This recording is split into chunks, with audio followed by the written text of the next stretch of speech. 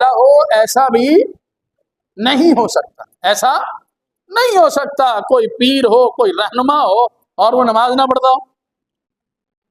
آپ داتا صاحب کو دیکھ لیں، پوری زندگی آپ کو ملے گی کہ آپ نے نماز نہیں چھوڑی۔ کسی بزرگ کو لے لیں، ہاں ان کی آگے اولادیں چلتی چلتی آئیں، بے عمل ہو گئیں، ٹھیک ہے، تو ان کا ذمہ جو ہے وہ داتا صاحب تو نہیں ہے۔ بابا صاحب جو ہیں خود عالم تھے اور آگے دین کو پھیلانے والے تھے، اگر اولادیں نہ بے عمل ہو گئیں تو ان کا قصور تو نہیں، وہ اپنی زندگی تو اچھی گزار کے گئے، دین کی خدمت میں گزار کے گئے۔ اس لیے اب کسی بزرگ کو دیکھ لیں گے جن کو اللہ تبارک و تعالی نے جو ہے ولایت عطا فرمائی ہے، تو وہ شریعت پر عمل کرنے والے ہوں گے۔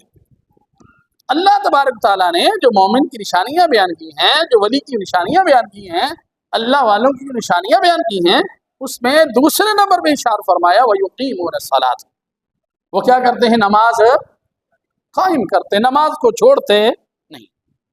تو میں نے پچھلے جمعے عرض کیا تھا، ہم تھوڑے سے مسائل جو ہیں اس کو سیکھنے کی کوشش کریں گے آگے، 2 احادیث آخر میں فضائل پہ اور کچھ مسائل جو ہیں انشاءاللہ جو ہے آج سے ہم آغاز کریں گے۔ جو چھوٹے بچے ہیں یا مسئلہ شرعی مسئلہ بھی سن لیں، 7 سال سے جو چھوٹا بچہ ہے، 7 سال سے جو چھوٹا بچہ 7 سال کا ہے، 7 سال سے بڑا بچہ ہے، وہ اگر صف میں کھڑا ہوتا ہے تو قطع صف نہیں ہے، ٹھیک ہے جی۔ اگر چھوٹا بچہ صف میں کھڑا ہوتا ہے اور 7 سال سے کم ہے، وہ قطع صف ہے۔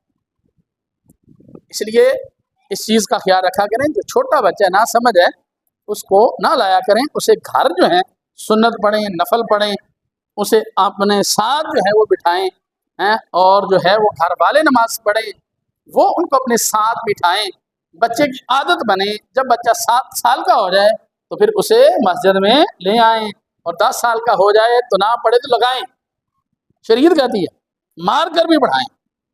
تو ہماری کیفیت کیا ہے؟ 7 سال سے کم بچے لاتے ہیں، 7 سال کا ہو جائے اور 10 سال کا ہو جائے تو ویسے ہی سامنے وہ کہتا ٹھیک ہے ابا جائے، میں تو نہیں جاتا ہوں۔ تو شریعت کے مطابق چلے نا، 7 سال کا جو ہے اسے لائیں، 10 سال کا نہ آئے تو لگائیں، لگا کے لے کے آئیں۔ تو جو شریعت ہمیں کہتی ہے ہمیں اس پہ عمل کرنا چاہیے۔ جو نا سمجھ بچہ ہے اسے حضور صلی اللہ علیہ وسلم نے منع فرمایا، نا سمجھ بچہ پاگل، ان کو مسجد میں آنے سے منع کیا گیا ہے۔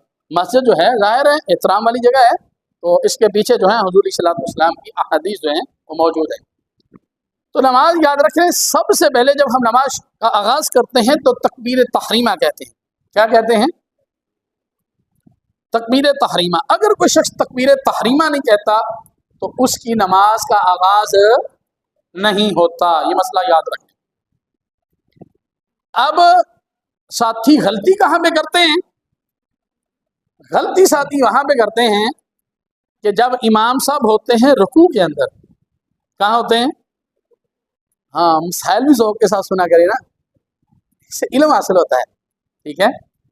تو فضائل تو سنتے رہتے ہیں، آپ مسائل کی عادت بنائیں۔ الحمدللہ ہمارا شکر، الحمدللہ ہمارے ساتھیوں کا ذوق ہے، ہماری مسجد کا ذوق ہے کہ یہ مسائل بھی سنتے ہیں، ورنہ بعض جگہ پہ تو ویسے ہی ذوق نہیں ہے، وہاں مسائل شروع کرتے ہیں تو وہ ویسے پریشان ہو جاتے ہیں، مولوی صاحب کیا بیان کر رہے ہیں۔ اصل میں اصل دین یہ ہے، فضائل تو ہم سنتے رہتے ہیں، اصل ہے مسائل جس پہ ہم نے عمل بھی کرنا ہے۔ تو نماز میں یاد رکھ لیں، تکبیر تحریمہ جب ہم نماز کا آغاز کرتے ہیں تو تکبیر تحریمہ کیا ہے؟ فرض ہے، بعد میں اس کو شرط میں شامل کیا ہے، شرط ہے تبھی فرض ہے، اور فرض ہے تو فرض ہے۔ اگر کوئی شخص تکبیر تحریمہ نہیں کہتا اور وہ نماز کا کیا کرتا ہے؟ آغاز کرتا ہے، تو نماز کا آغاز نہیں، نماز کا آغاز نہیں ہوا۔ کیوں؟